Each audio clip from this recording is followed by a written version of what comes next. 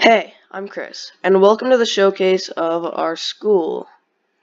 Well, we built this school as an assignment from Missy Day's class, grade 7, JQ, and basically the task was to create the most eco-friendly and future-forward school we could. And here it is.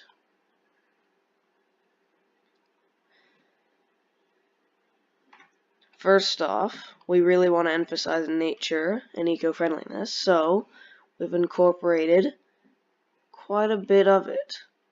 As you can see, the walking paths have grass and trees on them, well, next to them. They really do help with the overall aesthetic of the school, and they help the environment by sucking up carbon dioxide. There's the actual garden right here.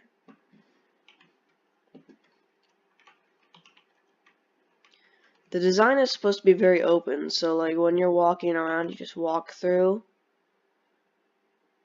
and walk out. Very simple. And as for the buildings up here, right over here, to the left of the main staircase, is the cafe/cafeteria. As you can see, there's two long benches for you to sit on, eat food, chat, whatever. And there's the main area right there.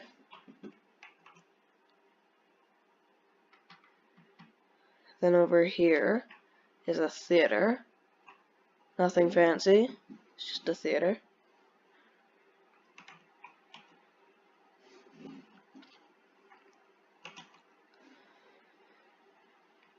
And then over this way is the quiet working space/library, just for if you really need to focus in on something and you don't really want any distractions.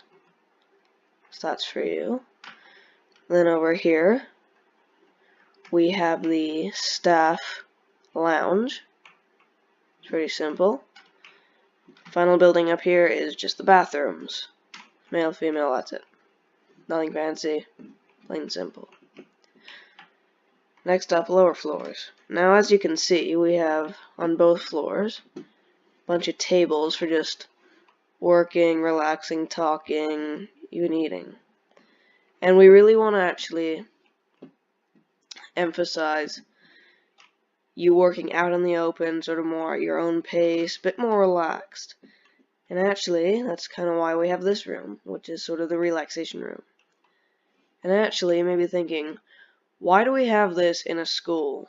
Well, the best performing country in the world for education, Finland, the thing that really separates their system from ours is that they give their students a lot more time to really just relax and take in the information that they've learned.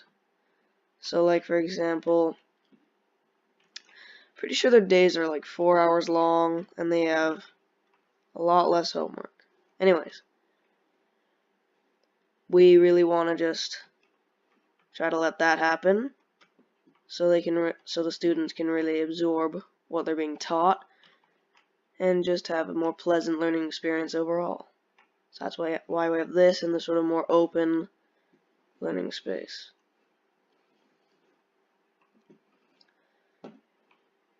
Next up over here is the music room.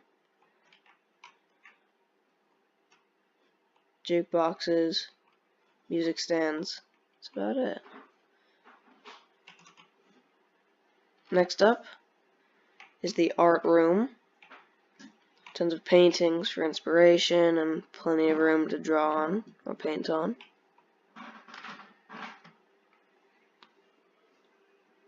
And finally on this floor we have the workshop. Has forge, metalworking, woodworking, everything you really need.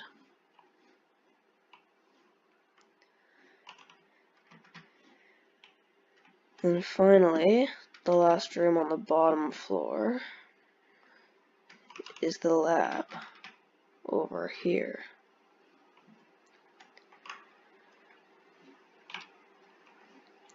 So we have chemistry, minerals, metal, sort of plants, animal behavior over here. And as you can see, with this very open and exposed design for the bottom floor and basement, where you can actually see the open wall and like one slice of the earth, it's for aesthetic and learning. And overall it just provides a very nice aesthetic.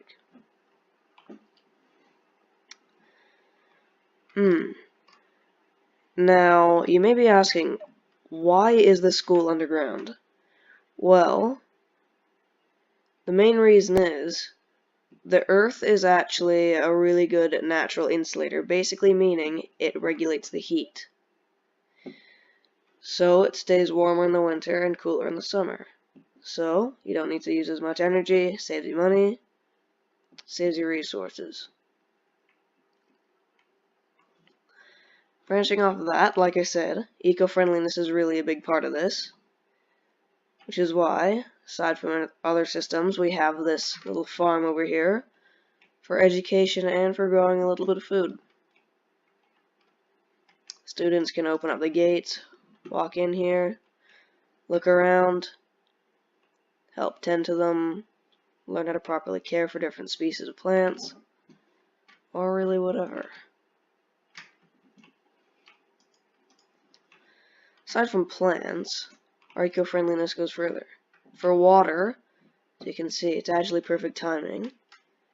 Rainwater would go into the floor material and then pass through into massive tanks, because the material that this floor is made out of, and all the other floors, would allow water to pass through. And the water that passes through, like I said, will go to big tanks and be stored for later. Also, the plumbing would be done a bit differently. Basically, you would have sort of regulators that basically determine whether or not the water can be used again. So say water that is being used in the sink can be used as watering for the plants or to flush the toilets. And water that can't really be used for anything else, for whatever reason, could be filtered. Well, that's about it for water. Then for energy, you have solar panels. And for a time like now, when it's pretty dark, you have wind over here.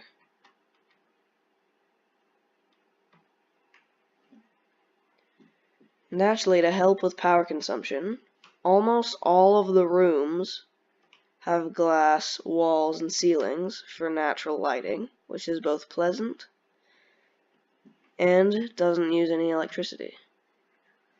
So 2 pluses right there. And then we have, finally, this little running track around the farm, as well as just the rest of the open area over here, which can be used for other physical activities, or basically anything that requires a lot of space. And yeah, that's really about it for the school. Thank you all so much for paying attention and watching. The other people who worked on this are Max, Hunter, and Marcus. Marcus helped build the interior of some of the rooms, and Max created designs for some of them. Again, thank y'all for listening, watching, and have a good night.